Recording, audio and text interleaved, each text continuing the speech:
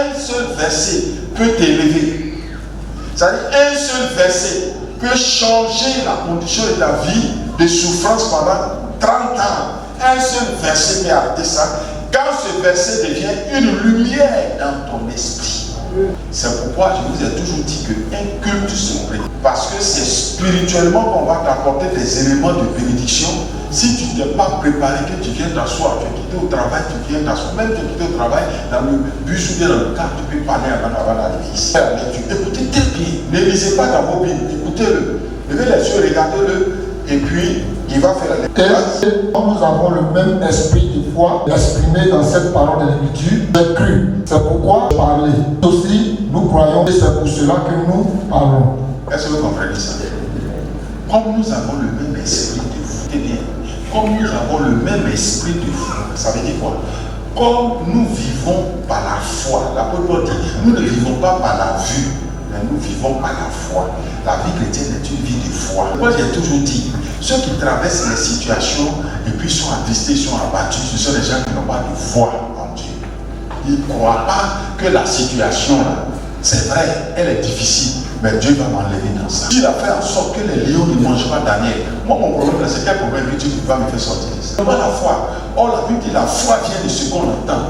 Et ce qu'on entend de la parole de Dieu. Donc les Écritures et la parole parlée produisent en nous la foi. Maintenant, c'est pourquoi je vous dis, si toi tu ne lis pas la Bible, comment tu vas avoir la foi?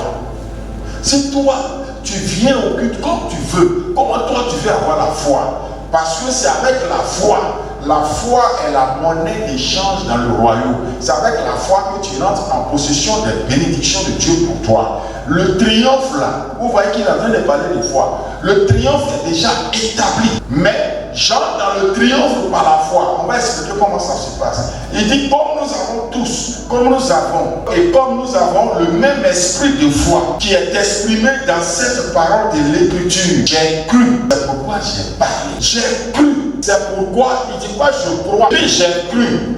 Donc il croit à quelque chose qui a déjà eu lieu. Est-ce que vous comprenez? Voilà, comme on comprend la parole, il ne dit pas je crois. Puis comme j'ai cru, c'est pourquoi maintenant je parle. Oh, alléluia.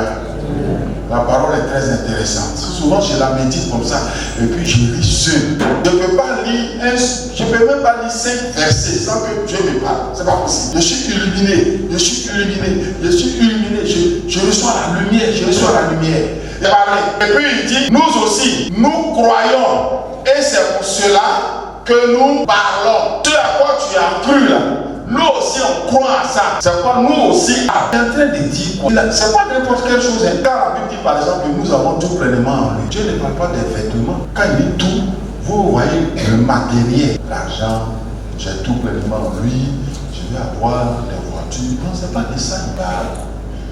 De ton droit d'héritage que Satan Adam t'a empêché d'avoir. Maintenant, en Christ, tout ce que tu as perdu en Adam, tu les récupères. Donc, toutes ces choses-là, tu les as pleinement en Christ. Après, Jésus, on a tout pleinement en lui. Mais moi, je n'ai pas voiture. Qui t'a dit pas de maison? Moi, je n'ai pas maison. Qui t'a dit pas de maison? C'est pas... Jésus n'est pas allé à la croix pour un combat de voiture. Est-ce que vous comprenez? Il n'est pas allé à la croix pour un combat de maison. Si tu as une maison, gloire à Dieu, ta famille et toi, c'est là. Il n'est pas allé à la croix pour un combat de commerce qui va marcher. Non, il y a des choses que tu as perdues dans le premier Adam. C'est ton droit, c'est ton héritage. Il y a des choses qu'il a prononcées sur Abraham, Isaac et Jacob. Il dit, comme vous êtes fils, vous êtes de la postérité d'Abraham. Et si vous êtes de la postérité d'Abraham, vous êtes alors héritier des promesses. Donc tout ça là, ça t'appartient. Mais ça s'accomplit où? En Jésus-Christ. Maintenant, tout ce qui t'appartient qui est en Jésus-Christ là, comment faire pour avoir ça? Il dit, puisque, et comme nous avons le même esprit de foi qui s'exprime dans cette parole de l'Écriture, j'ai cru. C'est pourquoi j'ai parlé. Nous aussi, nous croyons. C'est pour cela que nous parlons.